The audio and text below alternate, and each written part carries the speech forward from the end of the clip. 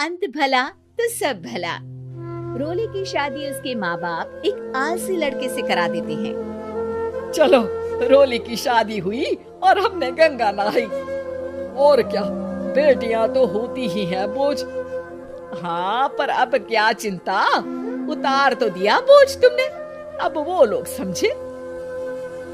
ससुराल में रोली का पति कहता है, देखो, मैं कोई काम नहीं करता, ये बात तुम्हारे मम्मी पापा को बता दी थी मैंने। अब जो किराया आता है दुकान का, उसी से घर का गुजारा करना है। कभी भूल से भी कोशिश ना करना किसी चीज की डिमांड की। क्या मम्मी पापा को पता था कि आप कोई काम नहीं करते? और क्या, बड़ा अच्छे से पता था। उन लोगों को तो तुम बोझ लगती थी, बोल रहे थे कि बस शादी कर लो और कोई मतलब नहीं है। रोली को ये सुनकर बहुत गुस्सा आता है, लेकिन करती भी तो क्या, क्योंकि वो जानती थी कि उसके माता पिता ऐसे ही हैं। जैसे तैसे रोली दिन काट रही थी। रोली को एक प्यारी सी बेटी होती है। धीरे धीरे वो बड़ी होती है और उसके साथ उसकी जरूरतें भी बढ़ती जाती है। सुनिए जी, अब तो सिमी बड़ी हो रही है, उसका स्कूल में दाखिला कराना है। मैंने अब तक तो जैसे तैसे समय काट लिया, लेकिन मैं बच्ची की परवरिश में कोई कमी नहीं रखूंगी।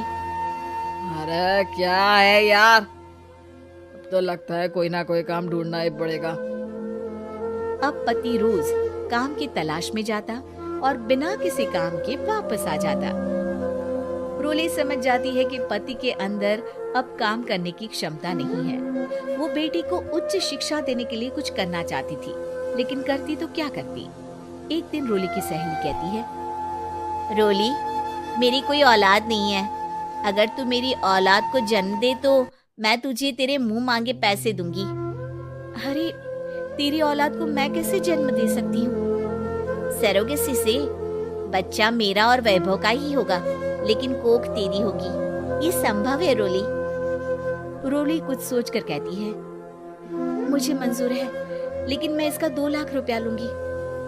अरे कोई बात नहीं, मुझे मंजूर है। रोली खुश हो जाती है कि एक बच्चा पैदा करने का उसे 2 लाख रुपया मिलेगा।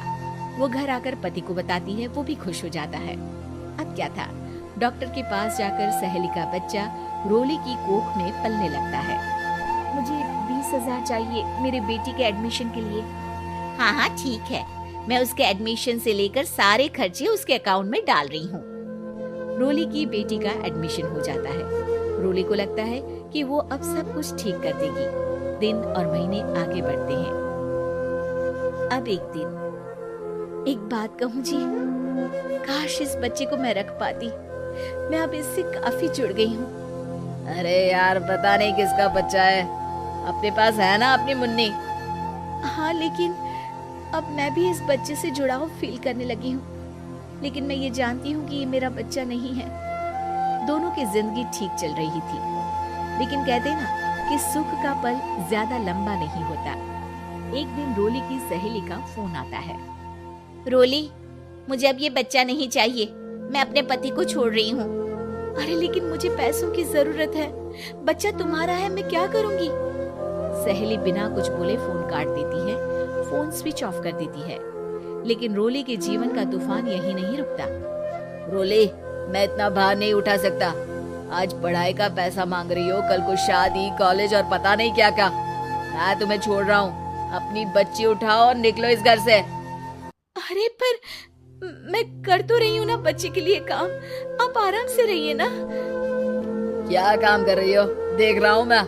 ये छोटा शहर है, यहाँ लोगों को बात बनाते वक्त नहीं लगता। तो मैं क्या करूँ?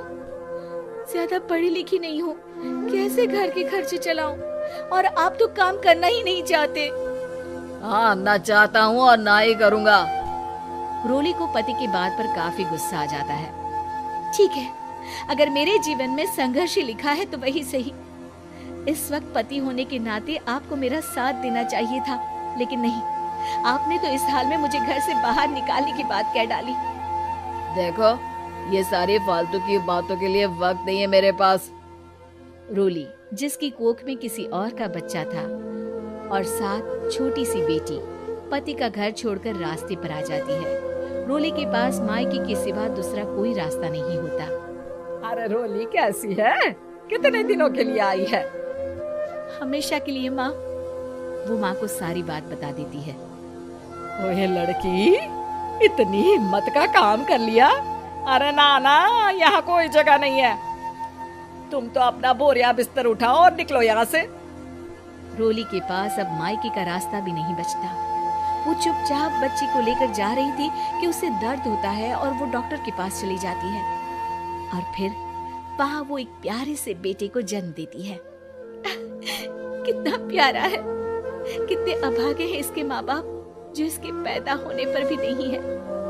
तभी वहां डॉक्टर आ जाती है। रोली, बच्चे के पिता तुमसे मिलना चाहते हैं। आपका बहुत बहुत शुक्रिया। मैं इस बच्चे को पालूंगा, भले ही इसकी माँ ने इसे छोड़ दिया हो, पर मैं अपनी जिम्मेदारी निभाऊंगा।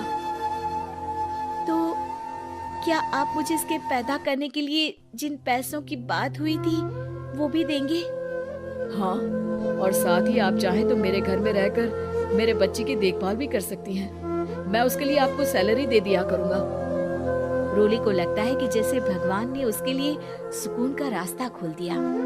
वो अब मुकेश के साथ उसके घर चली जाती है, जहाँ रहकर वो उस बच्चे की देखरेख करती है। अब मुकेश के घर को रोली अच्छे से संभाल लेती है। उसके लिए खाना बनाने से लेकर बच्चों की देखभाल और घर की देखरेख। धीरे धीरे मुकेश को रोली से प्यार हो जाता है। रोली, तुम्हारी बेटी और मेरा बेटा बिल्कुल भाई बहन की तरह साथ रहते हैं। हाँ, आखिर है तो एक ही कोख के बच्चे, अटैचमेंट तो होगा ही ना। रोली, तुमने घर और मुझे दोनों को संभाल लिया। ये तो मेरा काम है। आपने भी तो मुझे छत दी जिससे मैं अपनी बेटी की पढ़ाई और भविष्य के लिए पैसे जोड़ सकूं। रोली, क्या तुम मुझसे शादी करोगी? अब मैं जानता हूँ तुम्हारी भी शादी कुछ खास अच्छी नहीं रही। रोली को मुकेश की बात ठीक लगती है। वो उसे हाँ बोलने की सोच ही रही होती है कि उसके पहले पति का फोन आ जाता है। रोली, मैं बहुत परेशान हूँ। मेरा एक्सीडेंट हो गया है। मैं चाहता हूँ तुम वापस आ जाओ। रोली को पुराने पति की चिंता होने लगती है। वो सोचती है कि वो क्या कर रही थी। हाँ ठीक है, मैं आ रही हूँ। हाँ रोली, आ जाओ, लेकिन बच्ची को कहीं हॉस्टल में छोड़कर आना, क्योंकि मैं नहीं चाहता कि हम लोगों के बीच फिर से वो सारी बातें हो। रोली को समझ आ जाता है कि पति आज भी सुधरा नहीं है। वो पति के पास जाने से इनकार कर मुकेश को हाँ कर देती है।